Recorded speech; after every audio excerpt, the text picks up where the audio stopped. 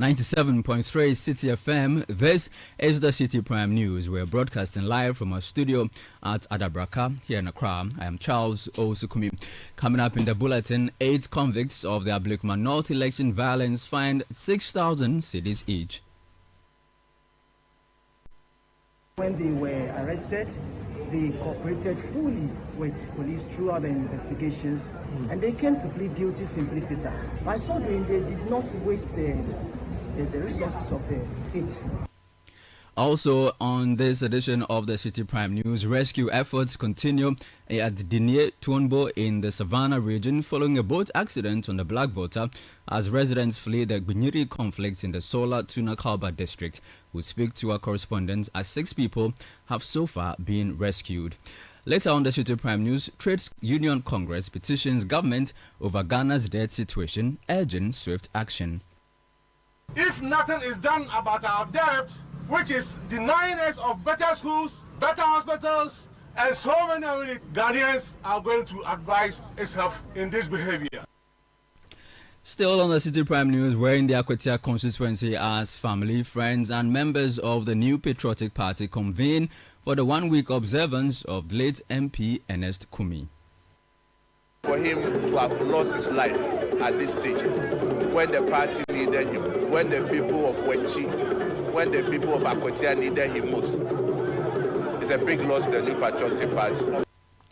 Meanwhile, campaign intensifies with Global Info Analytics predicting a win for the NDC in Tuesday's by-election. All that and more coming up on this edition of the Citi Prime News, which is live from our studio at Adabraka here in Accra. The news is also live around the world on Newsroom.com. We're also heard on our partner stations in the country. In the Western region, we're on Premium 100.5 FM, Sky Power 93.5 FM, and Beach 105.5 FM, all in Takrade. In the Bono region, we're on Greener 95.9 FM in Sunyai. In the Ashanti region, we're on Orange 107.9 FM in Kumasi. And in the Volta region, we're on Holy 98.5 FM in Aflao. Citi Prime News at 12 midday. Update you on all the running stories and connect you to the newsmakers. Grateful to you for your time this afternoon. Let's now get into the details of the bulletin. 8 men who participated in violent disturbances during the Ablekuma North election rerun in 19 polling stations have been convicted and sentenced by the Accra Circuit Court. They have each been fined 500 penalty units or in default serve a 24-month prison term on all 4 counts. The presiding judge, Isaac Addo, noted that the convicts showed remorse and did not waste the court's time after pleading guilty to the charges. They were convicted on charges of conspiracy to commit a crime, to wit assault, and 3 counts of assault. Checks by Citi News revealed that some other individuals captured during the incident were noticeably absent from the court proceedings. Counsel for the convict, Umanu, who spoke to Citi News after proceedings. You see, the legal system has a culture of considering the circumstances surrounding any allegation before the judge would pass the sentence. Now, these are people, young men who acted under the heat of political passion, with opponents who are yet to be brought to book. And so, and again, when they were arrested, they cooperated fully with police throughout the investigations, which eventually culminated into they being brought to court. And they came to plead guilty simpliciter. By so doing, they did not waste the resources of the state. You get it? And the court itself, and in terms of time and other resources that would have been committed to try them. These are all what we call mitigating factors in law. So when you have these, and again, coupled with the fact that these are very young men who are first-time offenders, and many other such extenuating factors, which the court will usually consider before passing the judgment. So for us, we think that the court considered all these, gave it proper consideration as mentioned by the judge before passing the judgment. Umanu, who is lawyer for the 8 people convicted for their involvement in violence that marred the Ablekuma North election rerun. Let us now focus on the upcoming Akwatia by-election. The 40-day observation of the late Member of Parliament for the Akwatia constituency, Ernest Yaokumi, is underway at the Achimwenchi Deba grounds, where hundreds of mourners are gathered. Former President Nana Addo Dankwa Akufo-Addo, former Vice President Dr. Mahmoud Bawumia, Kennedy Agyapong, former Greek Minister Brian Achiampong, and party stalwarts are expected to grace the ceremony. Speaking to Citi News, the General Secretary of the New Patriotic Party, Justin Frimpong Kodia, described the passing of Ernest Kumi as a major blow. He expressed confidence that the people of Akwatia will honor his legacy by retaining the seat in the by-election scheduled for Tuesday, September 2. Considering how he worked extremely hard and the difficulties that he went through after he had even won the elections, the NDC taking him to court, the stress, the harassment, the intimidation that he went through, and for him to have lost his life at this stage, when the party needed him, when the people of Wenchi, when the people of Akwatia needed him most. It's a big loss to the New Patriotic Party. But who are we to question our Lord? All of us will one day leave this earth. NS is gone. But the New Patriotic Party remains the New Patriotic Party. And as the Electoral Commission has given the green light, coming Tuesday, we are very optimistic that the good people of Akwatia will remember the trauma, will remember the difficulties, will remember the harassment, the intimidation that NS went through to reward their son, Solomon Kwame Asumelu. Voice of General Secretary of the New Patriotic Party, Justin Frimpong Kodia.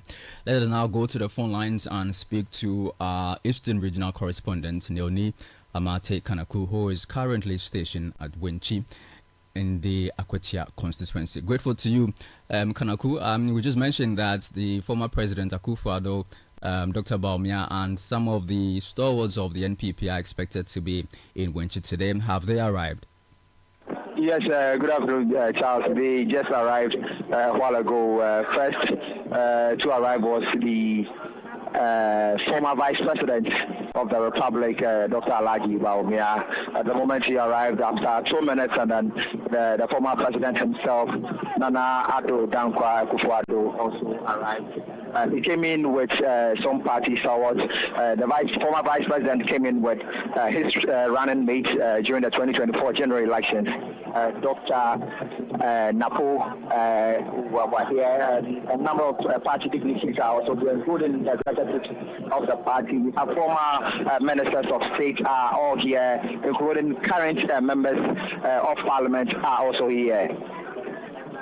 Well, Kanaku, obviously, this is not just a one-week observance. It's a campaign event also, right? Yes.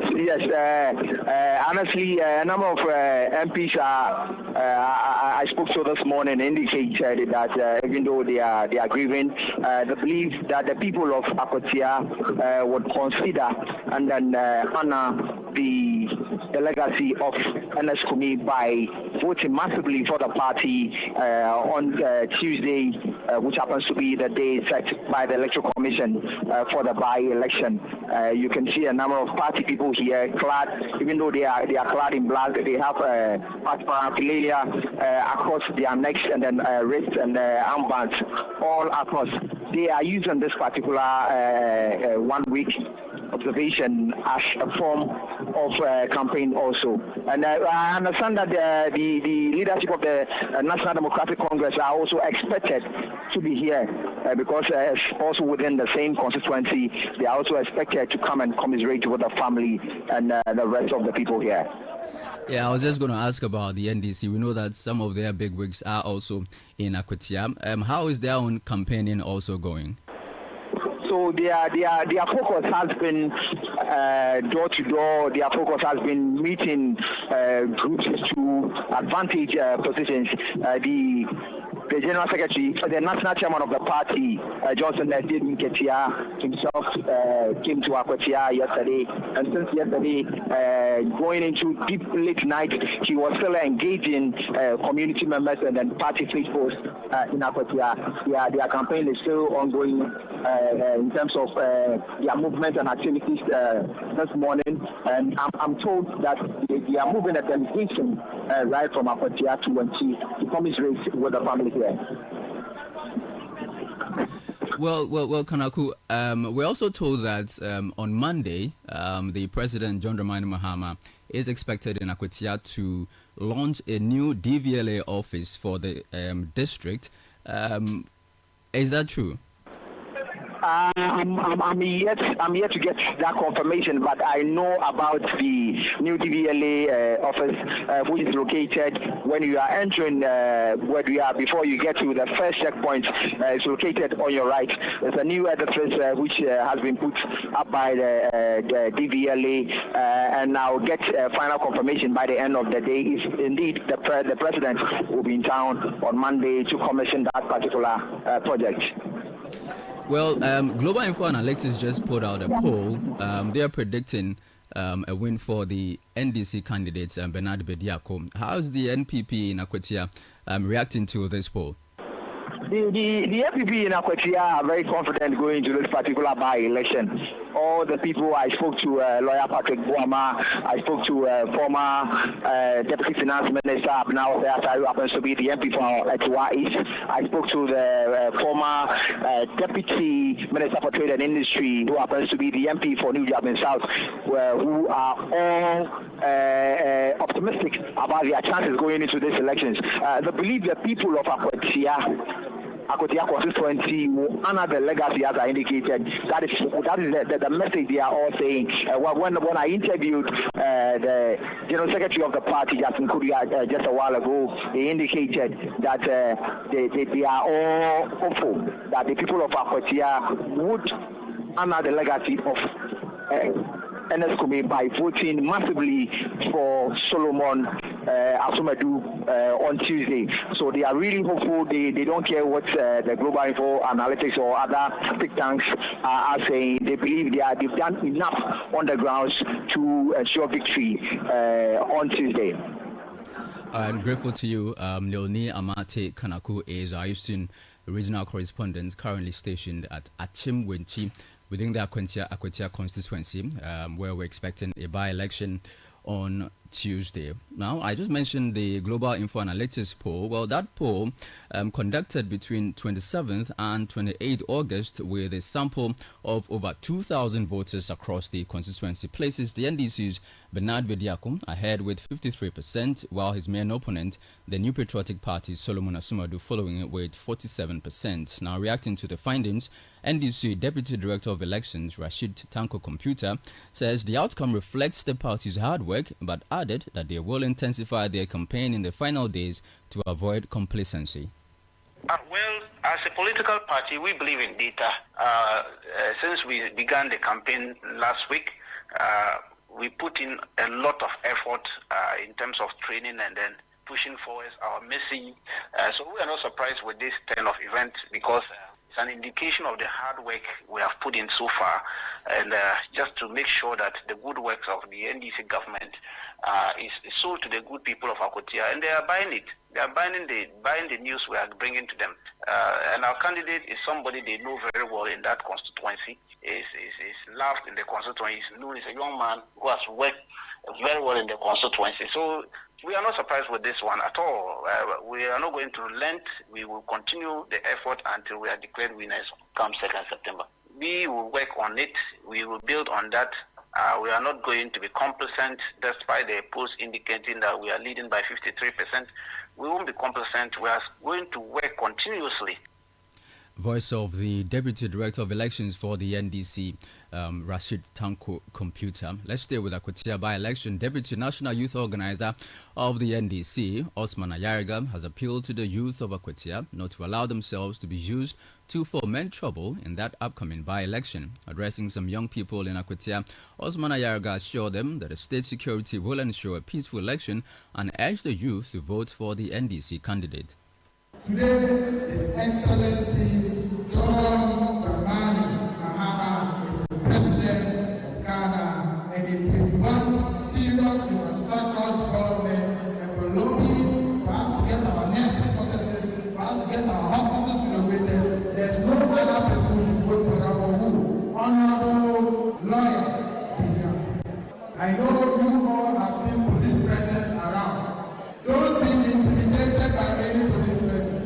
are here to provide security. Go about your normal business. Don't let anybody use you as an agent of destruction.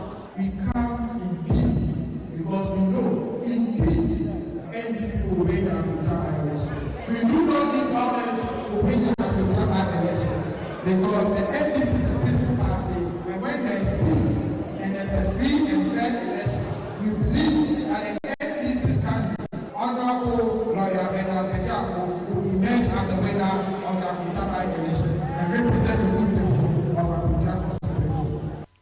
That was Deputy National Youth Organizer of the NDC, Osman Ayariga. This is still the City Prime News on 97.3 Citi FM, broadcasting from our studio in Adabraka, here in Accra. In the northern region, we're on Dasuma 99.1 FM in Yendi. In the upper east region, we're on Word 88.3 FM in Zwarungu. And in the upper west region, we're on Bugli Radio 88.6 FM in Wa. Still ahead, we'll take you to the Savannah region, where rescue efforts continue following a boat accident on the Black Volta as residents flee the Binyiri conflict in the Sola Tuna Kalba district. We'll be speaking to our correspondent pretty shortly. Please stay with us. The City Prime News will be back shortly.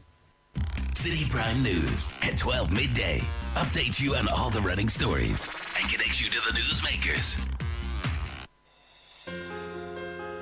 Experience Ghana like never before. Celebrate the very best of made in Ghana products and services at the This Is Ghana Exhibition 2025. From beautifully crafted traditional items to cutting-edge local innovations, this two-day fair will showcase Ghana's finest, from SMEs, startups, research hubs, manufacturers to proudly homegrown brands across every sector. And that's not all. Get ready to be thrilled by live performances from Kwampa and the electrifying Inchin Band, adding music, rhythm, and culture to the celebration. It's Saturday the 6th and Sunday the 7th of September 2025 at 10 a.m. through till 5 p.m. each day. It's going to be at the A4 Sutherland Children's Park. Now for enquiries or registration, call 0205-973-973. This is Ghana Exhibition 2025 is powered by Channel 1 TV and 97.3 Citi FM and is proudly sponsored by MTN, Ecobank, Side Hustle by EK Brand Consult, Ghana Enterprises Agency, Ghana Export Promotion Authority, Ghana Exim Bank, and AVV Rise, and is supported by Twillium Industrial Company Limited and Built Financial Technologies.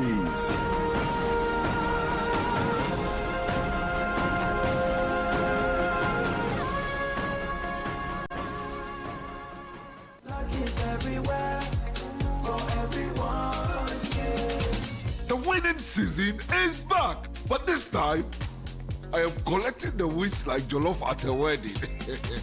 The luckiest season 3 is here. Your chance to flip your luck or maybe your bank account too. 2 easy ways to join. Dial *712#. Hit 1 to buy for you or 2 to gift a friend. Feeling lucky? Pick 1 for a random number or hit 2 to choose your own. Pay with mobile money. Done. You're in. Or go to the luckiestafrica.com, click community tickets, choose your number or let the system do so for you. You can buy a ticket for your boo or your favorite barber. Pay with Momo or card if you're abroad.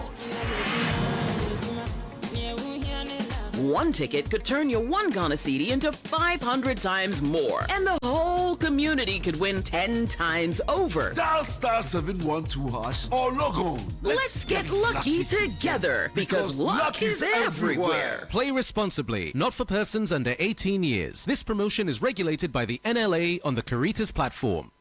City Prime News at 12 midday. Update you on all the running stories and connect you to the newsmakers. Welcome back. This is the City Prime News on 97.3 Citi FM.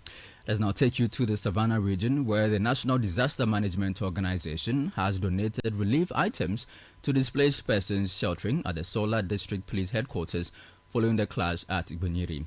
The violence claimed 6 lives and left several others injured. Savannah Regional NADMO Director Muhammad Zakaria says the support would help ease the plight of those affected and assure that the organization is ready to accommodate more displaced persons if necessary. Most of the people slept outside yesterday, but I'm happy that today at least there will be enough shelters for all the people to be able to get places to sleep. At least for now, we have over 100 tent shelters to accommodate the people. We also have about 1,240 pieces of plates. We have rubber buckets, we have drinking cups, and a whole lot of items to be able to support the people. We have about, thousands of blankets to be able to support the people, and a whole lot of items to support the displaced persons. What we need now is that we are waiting for the other truck, which is coming in with the food relief items, so that we would be able to take very good care of the affected victims here in Shola. Our challenge now is the numbers. The numbers keep increasing because in Bole, the people don't feel a bit safe in that area. And so even those along the Bole district area are being moved to Shola Tuna Kalba. That was the Savannah Regional NADMO Director, Mahama Zakaria. Let's stay in the Savannah region and speak to our correspondent there, Malik Ghazari. Good afternoon to you, Malik. We just told our listeners about NADMO making some donations to the affected persons. What about rescue efforts for survivors of that boat accident on the Black Volta? Yes, Charles, this morning, speaking with the regional director, he indicated that the rescue team that was sent yesterday to the scene have since not returned, and they are still, with the information he's getting, that they are still in the process of trying to search for unidentified persons who were drowned yesterday. Well, so far they've not been able to rescue anybody at all? That after the 6 that were rescued, currently that due to the lack of network connectivity from the area, if not they return to ascertain and to also report to the number of additional lives that they've been able to rescue, and also how many deaths have been recorded.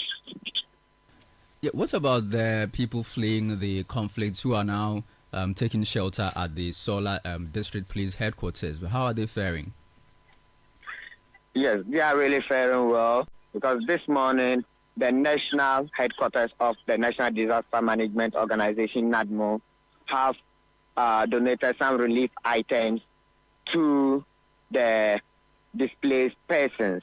And speaking with the director, the regional director, he indicated that another car is also on its way to the camp to also do additional donations. So currently, as we speak now, they now have blankets, cups, buckets, plates, and other items that they will need to be comfortable at the camp at the moment.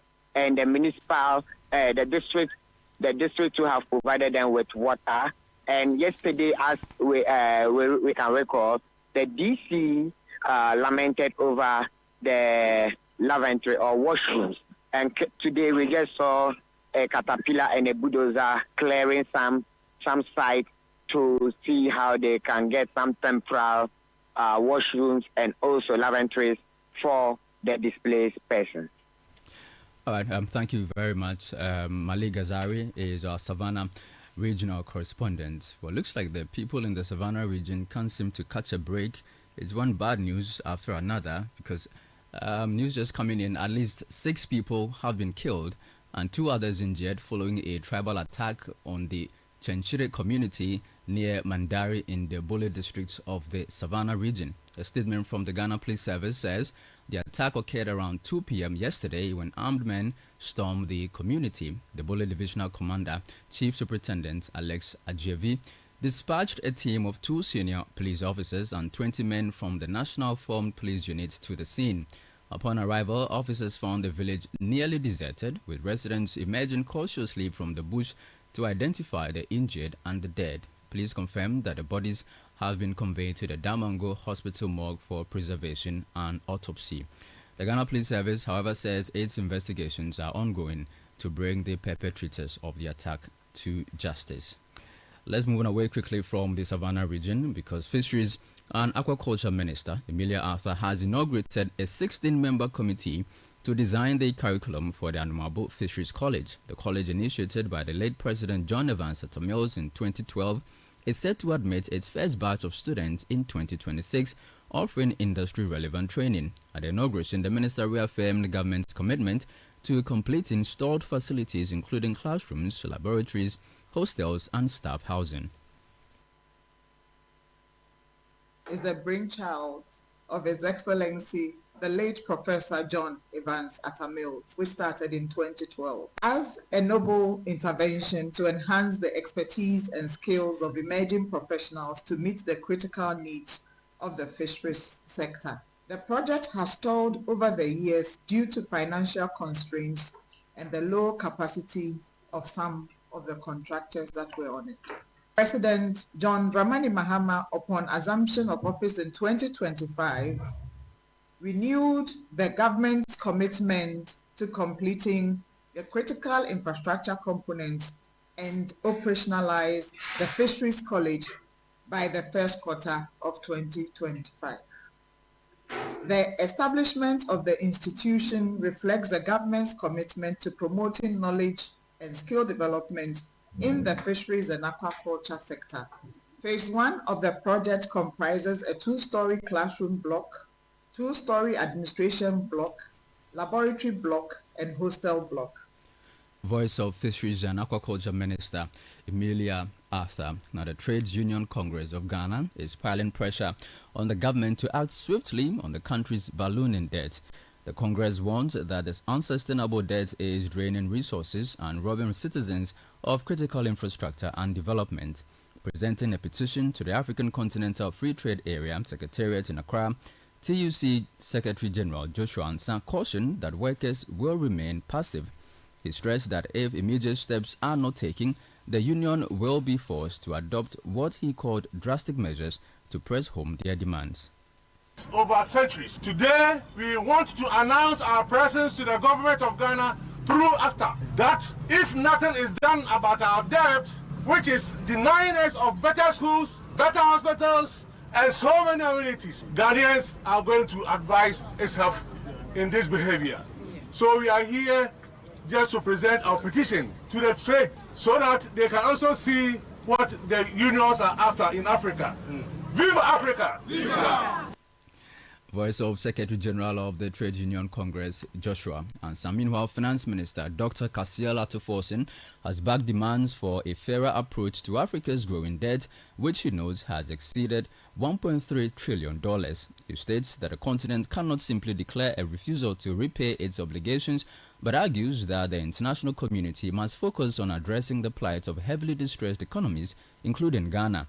Dr. Forsen made the remarks in Accra after receiving a petition from the African Regional Organization of the International Trade Union Confederation in collaboration with the Trade Union Congress of Ghana, which is pushing for a total cancellation of Africa's debt. As at end 2024, 23 African countries were experiencing high debt distress. 23. 3 of the 23 have either defaulted or sought a formal debt restructuring. And Ghana happens to be one of them. Let me state that in the case of Ghana, we saw an unsustainable debt situation in the year 2022. And as a result, at the time, our debt was in excess of 100% of our GDP. We had to go through a very painful debt restructuring. You had Finance Minister Dr. Kasiel Atuforsen, and then this package of the Citi Prime News, which has been live from our studio in Adabraka, Yanokra. For more news, log on to our website, citinewsroom.com. I am Charles Osukumi. Many thanks to you for listening. Citi News, we speak first. Reach our hotline on 0302 224959 and get interactive on Facebook, Citi 97.3 FM, and on Twitter at Citi 973.